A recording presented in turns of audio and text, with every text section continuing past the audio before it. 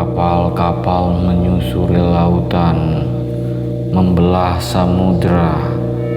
Layar dibentang kemudi diputar ke tanah. Terra ignota. Peniaga-peniaga bersenjata membawa agama. Moncong senapan diarahkan ke sembarang dada. Pelatuk ditekan, cahaya meluntur tajam. Tertahan aku di masa lalu. Masa suram. Hari esok begitu laknat.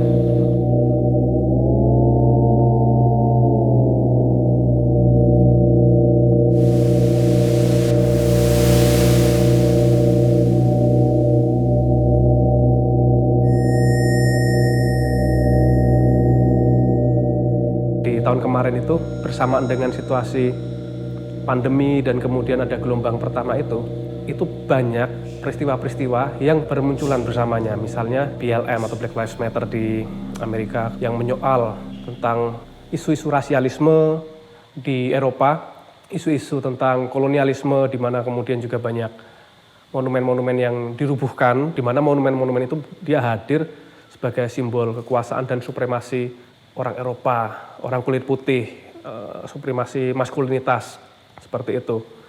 Di saat yang sama juga panggung-panggung pertunjukan juga harus diistirahatkan dalam tanda kutip. Nah di saat itu ketika panggung-panggung diistirahatkan ya untuk menandai bahwa sedang tidak ada pertunjukan, kemudian ghost light dinyalakan di atas panggung, dan itu nyaris terjadi serentak di berbagai belahan dunia.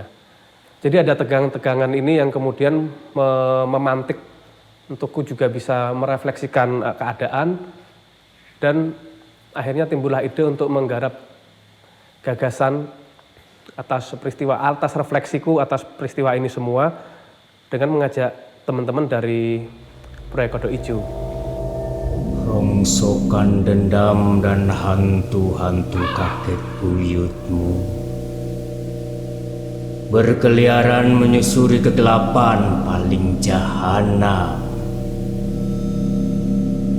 Tenggelam dilipat ketiak waktu.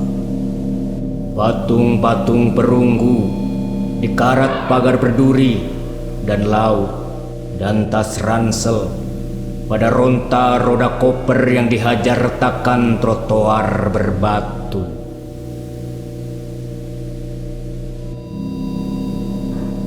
Sebenarnya karyanya sendiri sebagai capaian akhir ada banyak sebenarnya Mas.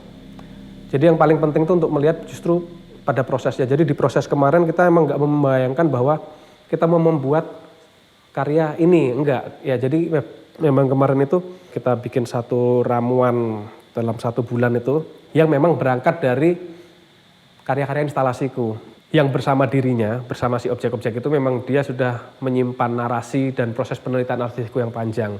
Terutama tentang hal-hal terkait tentang sejarah dan kemudian tentang pertanyaan-pertanyaan seputar kolonialitas kekuasaan yang sebenarnya juga saling memantul dengan refleksiku selama pandemi.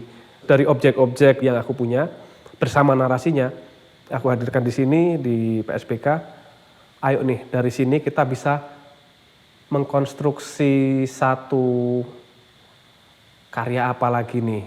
Jadi ini sebagai satu pemantik yang sebenarnya dalam konteks boleh didekonstruksi, boleh diruntuhkan, boleh dibongkar pasang, boleh kita lakukan apapun terhadapnya. Tapi berangkat dari sini kita bisa membuat satu eksperimen bersama. Jadi apa nih yang waktu itu awalnya aku memang membayangkan ini jadi video art. Oke kita bisa bikin video art tapi untuk bikin ini harus bikin satu repertoar pertunjukan dulu ini. Jadi jalannya memutar. Akhirnya kita bikin naskah, kita bikin koreografi, kemudian kita membuat satu alur yang bisa dilihat juga alur yang sebenarnya dalam ketika membuat itu logikanya logika pertunjukan. Kemudian di situ dipecah, dipotong-potong, dilakukan editing untuk dihadirkan kembali dan disajikan dalam logika yang filmis. Proses membuat montase ini memang jalannya panjang, memutar, dan justru dari proses itu pertemuan-pertemuan tiap hariannya malah melahirkan kemungkinan-kemungkinan penciptaan karya yang lain. Jadi karena kami nggak membatasi ini mau dihentikan di mana, jadi ya kita ngalir aja, akhirnya termasuk ada karya kapal-kapal di lautan dan perasaan yang tak selesai itu.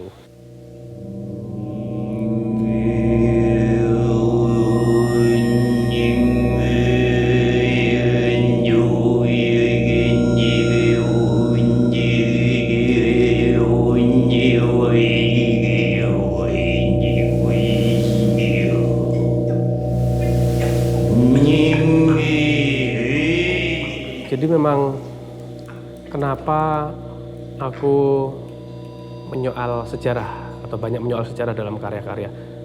Jadi sebenarnya itu adalah satu caraku untuk memahami apa yang terjadi di hari ini juga.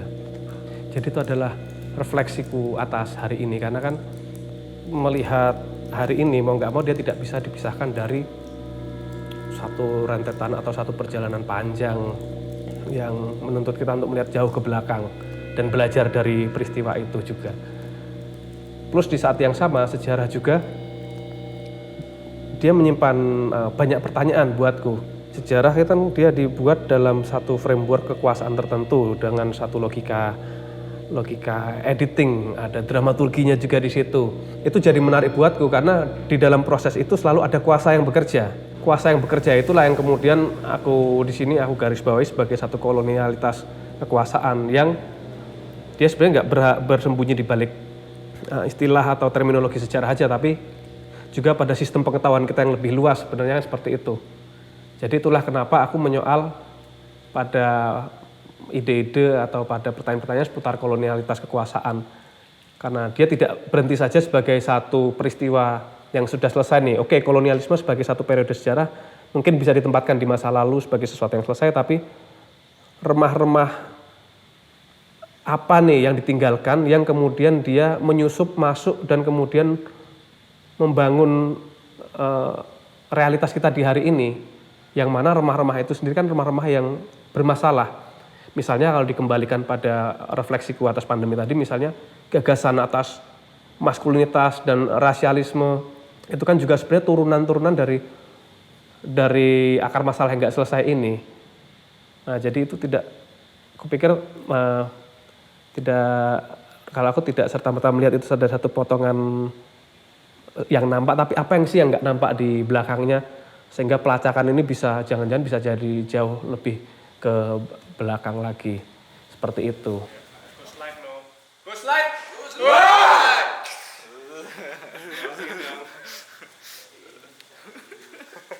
Sudah lama tidak begitu.